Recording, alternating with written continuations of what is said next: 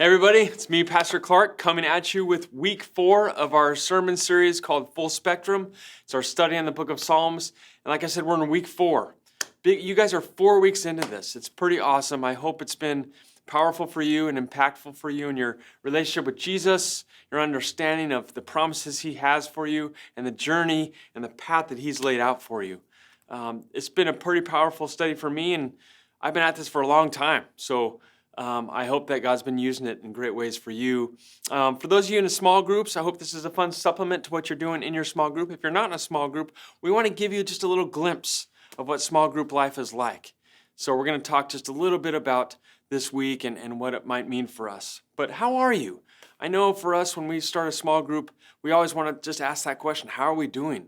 Oftentimes we come to group and we're racing ahead, rushing around, just life is busy. And so it's a good moment for us to just sit, take a breath, and check in with ourselves. So how are you doing?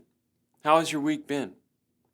It's been a good one for me. I actually taught on Sunday, and so I always enjoy the opportunity to do that. So that was fun. And the subject matter this week is pretty heavy, right? This week's week 4, we're talking about the sorrowful and heartbreak feelings. And you're one of two types of persons, right? When somebody asks you how you're doing, and let's say they happen to ask you that when you're not having a great week or having a hard day or going through some tough stuff, there are two types of people when asked that question when it's asked during that kind of a time. So the first person's when they're asked how they're doing, they're gonna say, "Oh, I'm okay, going through hard stuff, but I'm gonna be fine. Everything's gonna be fine."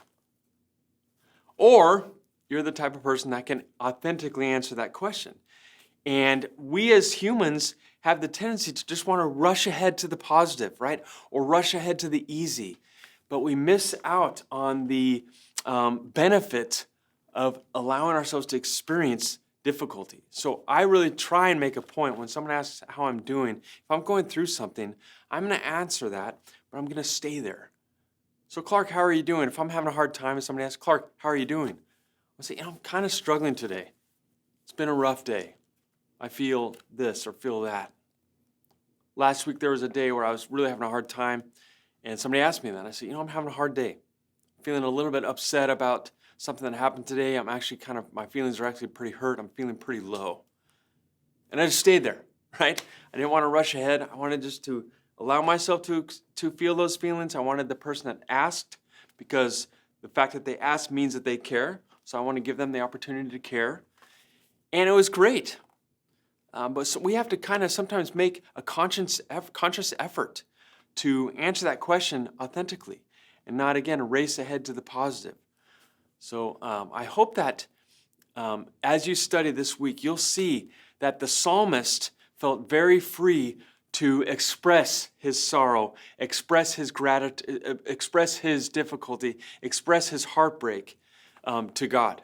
And we see that in all types of the psalm, all throughout the book of Psalms. And those psalms, that type of psalm, when the psalmist is expressing his heartbreak and sorrow, those psalms are called psalms of lament.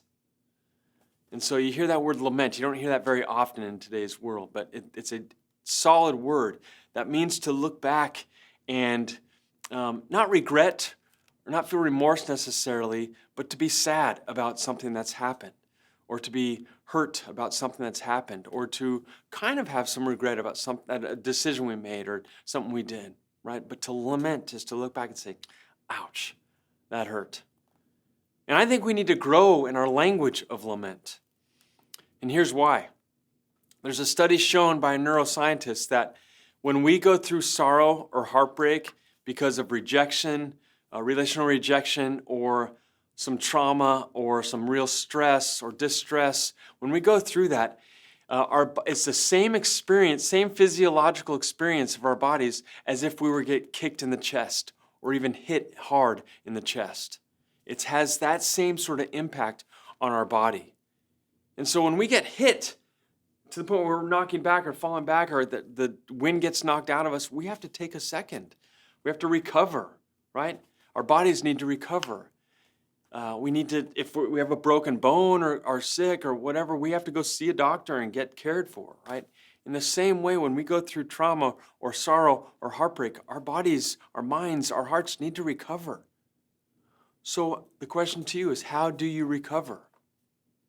How do you pursue recovery? How do you kind of bounce back from a difficult time or a difficult season or a difficult moment or a difficult relationship or just a difficult set of circumstances? I really loved Psalm 42 this week. It's day 2, focusing on sadness. But that idea of deep calling to deep, I want you to really think about that.